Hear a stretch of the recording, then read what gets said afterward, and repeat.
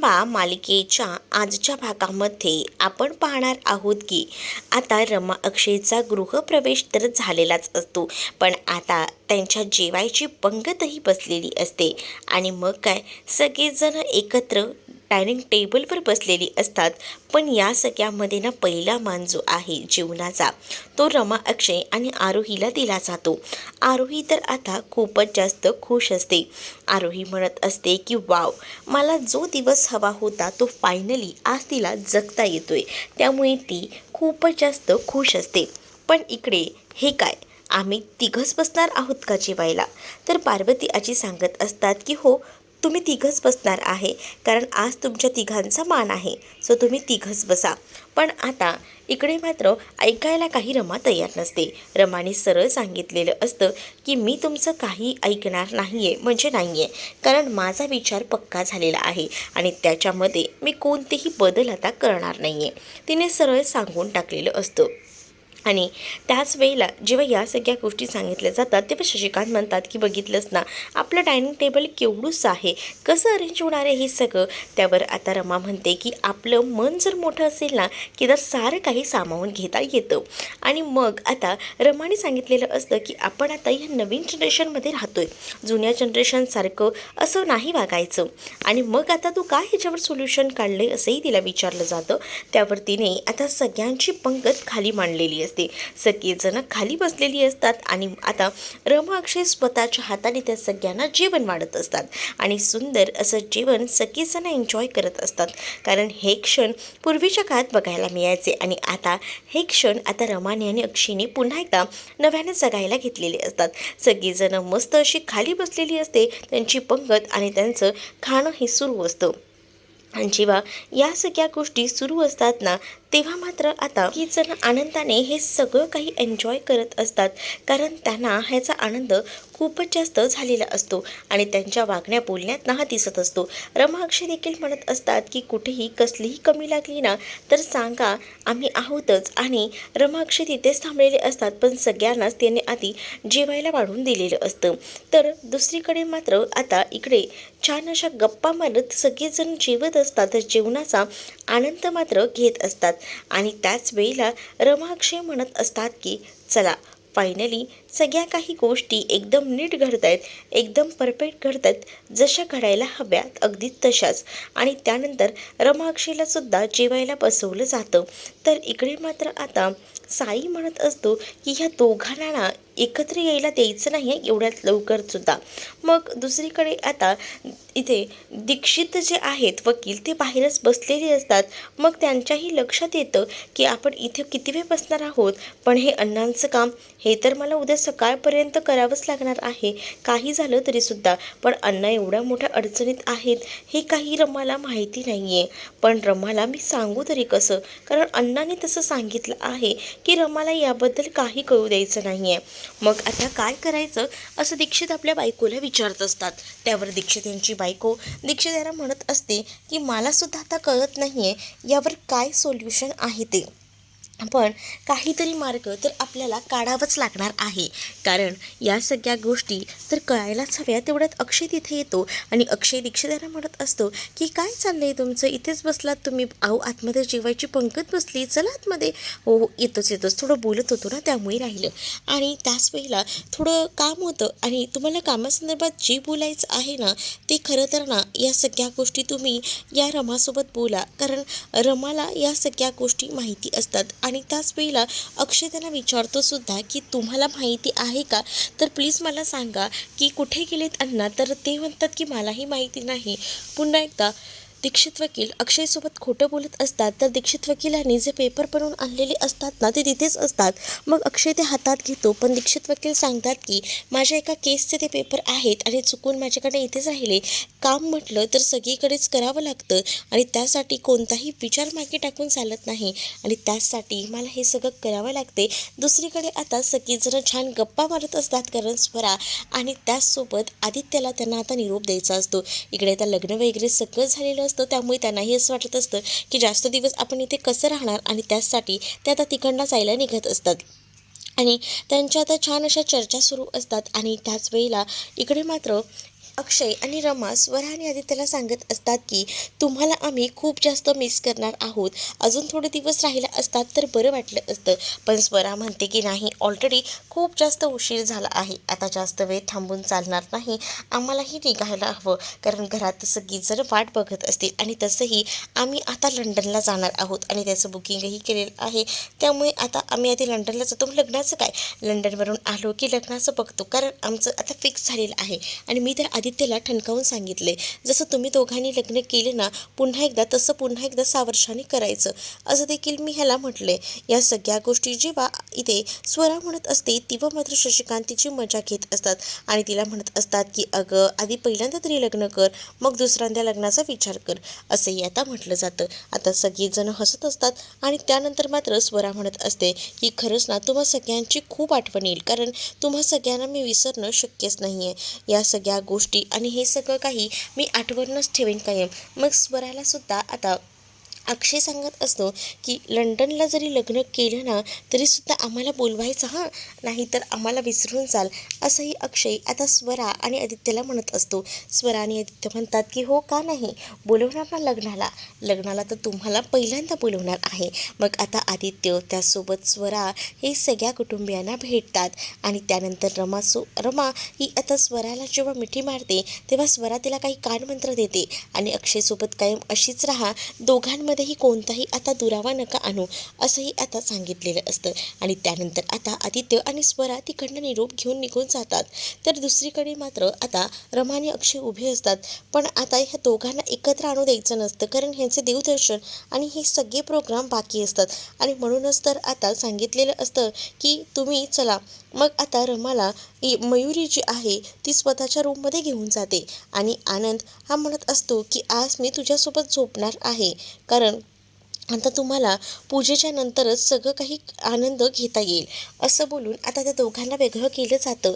दुसरीकडे मात्र आता सकाळ झालेली असते आणि नेहमीप्रमाणेच आता रमा पहिल्यांदाच असं करायची, अगदी तसंच सकाळी उठून सगळ्या घरामध्ये तिने धूप केलेला असतो आणि आता जोरजोरात ती घंटा वाजवते. जशी ती घंटा वाजवते तेव्हा घरातले जेवढे मेंबर्स उठलेले असतात ना तेवढे सगळे तिथे येतात आणि सगळेच येऊन आता रमासोबत आरती करायला लागतात, कारण रमाने अख्खं घर ना एकदमच प्रसन्न करून टाकलेलं होतं आणि त्यामुळेच ना घरातल्यांच्या सगळ्यांच्या चेहऱ्यावर हा आनंद दिसत असतो. तर रमा मात्र घंटी वाजवत उभी असते आणि देवाकडे बघत असते आणि त्यानंतर आरती सुरू होते. मयुरी त्यासोबत आता आनंद हे सगळेच जण तिथेच असतात आणि मस्त आता आरती करत असतात सगळेजण मिळून. आता आरती जेव्हा संपूर्ण होते तेव्हा मात्र आता रमा सगळ्यांना आरती देते आणि त्याच वेळेला रमाला आता सांगितलं जातं की खरंच ना हे दिवस किती भारी होते ना. आनंद म्हणतो की खरं तर ऑफिसला होतो ना तेव्हा हे दिवस ना नेहमीच आठवायचा प्रयत्न करायचो, पण या दिवसाचा खरा आनंद ना आज घरी आल्यावर मिळालाय, असं देखील आनंद बोलत असतो.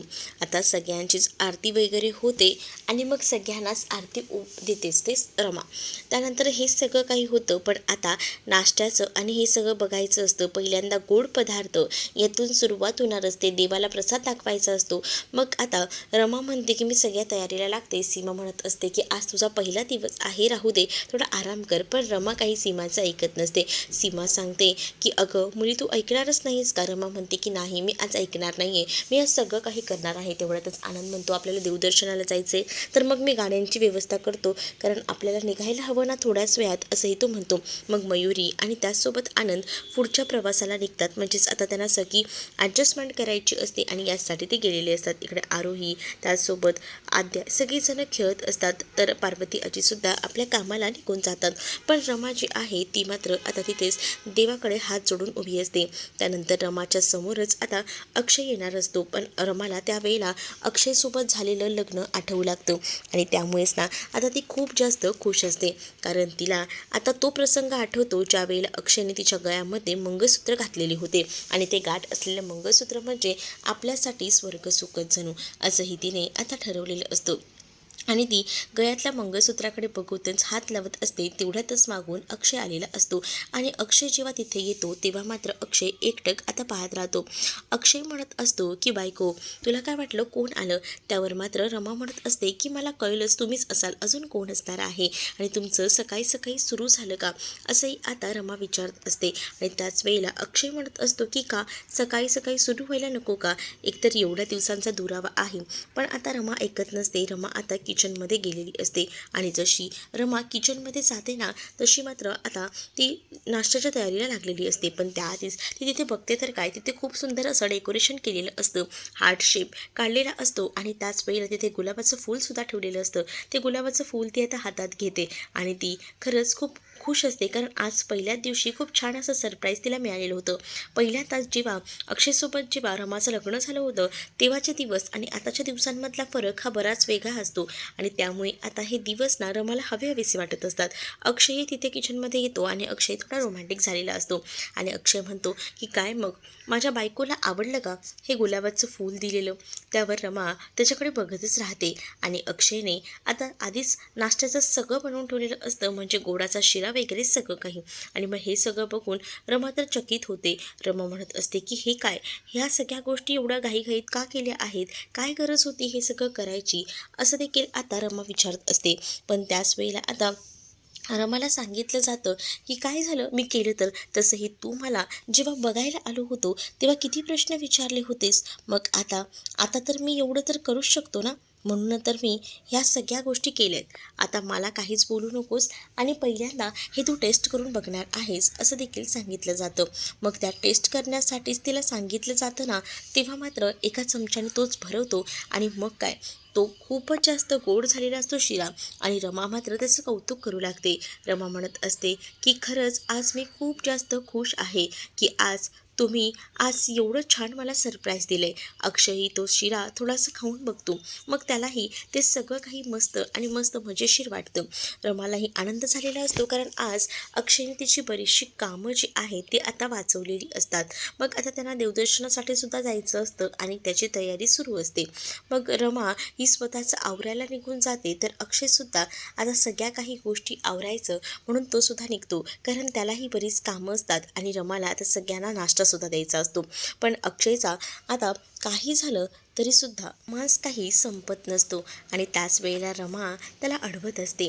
तर दुसरीकडे मात्र आता पाहायला मिळत असतं की रमा अक्षय आता जवळ आलेले असतात आणि त्याच वेळेला जसं रमाला अक्षयने भरवलं आहे तसंच अक्षयला देखील रमा भरवू लागते आणि हा गोडाचा शिरा खाऊन ती आता या दिवसाची सुरुवात करतात, गोड आणि गुलाबी. आणि त्यामुळेच ना अक्षयसुद्धा खूपच जास्त खुश असतो. तर दुसरीकडे आता चहासुद्धा अक्षयने बनवलेला असतो आणि तो चहासुद्धा रमा आणि अक्षय दोघंही जण एकाच कपामध्ये पितात आणि त्यांचं प्रेम हे ते दाखवून देत असतात, कारण बऱ्याच दिवसानंतर हे सगळे क्षण ते एन्जॉय करत असतात. कारण या सगळ्या गोष्टी ते पूर्वी करायचे, पण आता या 7 वर्षानंतरच्या दुराव्यानंतर या सगळ्या गोष्टी त्यांच्या आयुष्यात पुन्हा एकदा आलेल्या असतात आणि दोघंही जण त्यांचं छान असं किचनमध्ये रोमॅन्स सुरू असतो.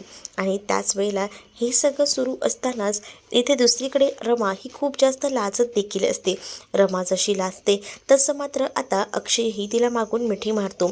दुसरीकडे साईला आता संध्या समजावत असते आणि म्हणत असते की तू जे काही करतोयस ते योग्य आहे का, बघ आता तू सगळं सोडून इथलं चालला आहेस म्हटल्यावर आपल्या गावीसुद्धा कोण नाही आहे, तुलाही माहिती आहे, मग तुझ्या जोडीला कोणतरी असायला हवं आणि जर आपण इथूनच गेलो तर उद्या माझं काही झालं सकाळी तर तुझं काय होईल, हाही विचार कर ना, एकटा पडू नकोस पोरा, असंही आता संध्या साईला समजावत असते. पण साईचा पूर्ण निर्णय झालेला असतो. साई म्हणत असतो की मला आता इथे नाही थांबायचं आहे म्हणजे नाही थांबायचं आहे, मी निर्णय पक्का केलेला आहे, फायनल केलेला आहे आणि त्यामध्ये मला कोणतेही बदल नको आहेत, असं देखील आता सांगितलं जातं. आणि जेव्हा या सगळ्या गोष्टी सांगितल्या जातात ना तेव्हा मात्र तेवढ्यातच अक्षय तिथे आलेला असतो आणि अक्षय म्हणतो की काय चाललं आहे तुमचं, मग हे बॅग वगैरे घेऊन तर संध्याला साई पुढे पाठवून देतो. तर त्याच वेळेला अक्षय म्हणतो की हे सगळं काय आहे, तर अक्षयला सांगितलं जातं की हे सगळं ना खरं तर माझं ना रमावर खूप जास्त प्रेम आहे. याआधीसुद्धा मी तुम्हाला ही गोष्ट सांगितली होती, पण आता मला या एकाच छताखाली जास्त वेळ राहता येणार नाही आहे, सॉरी टू से, पण मला ना आता निघावं निभावावं लागणार आहे असं देखील आता म्हटलं जातं. मग आता कामकाजाचं जे काही नियोजन आहे त्याने ते केलेलं असतं आणि त्याला तिकडनं जायचं असतं, पण ते सगळं रमाला कसं सांगणार, म्हणूनच आता त्या सगळ्या गोष्टींना तो अक्षयला सांगत असतो. पण अक्षयसुद्धा त्या गोष्टी ऐकून घ्यायला तयार नसतो. अक्षय म्हणतो की ह्या सगळ्या गोष्टींना तू रमाला सांग, कारण या सगळ्या गोष्टी तू मला सांगून उपयोग काहीच होणार नाही आहे, कारण मी सुद्धा तुमच्याकडे काम करतो, तुम्हीही माझे सर आहात आणि तुम्ही या सगळ्या गोष्टी ऐकून घ्यायला हव्यात, समजून घ्यायला हव्यात. त्यामुळे आम्हाला ना आता काही ऐकायचं नाही आहे. त्यामुळे मी तर यावर काहीच बोलू शकत नाही. तुझ्या मॅडम रमा आहेत तर तू रमाशी बोलून घे. पण रमाशी बोलायचं साईचं धाडस होत नसतं, कारण त्याला माहिती आहे जर मी रमाशी बोलायला गेलो तर रमा काही आपल्याला इथून जाऊ देणार नाही. पण त्याला आता एका छताखाली यांच्यासोबत राहायचं नसतं आणि त्याचसाठी तो विचार करत असतो. तो म्हणत असतो की नाही सॉरी, पण मला निघावं लागेल. पण त्याच वेळेला ना इकडे रमाला या सगळ्या गोष्टी माहिती नसतात. अक्षय म्हणत असतो की तुम्ही जे काही ठरवलं आहे ते एकदा रमाशी बोलून घ्या, म्हणजे रमाशी जर तुम्ही बोलून घेतलात ना तर सगळ्या काही गोष्टी ना व्यवस्थित हँडलही करता येतील. पण त्याच वेळेला साई नकार देतो, कारण साईला ना आता तिथे राहायचं नसतं.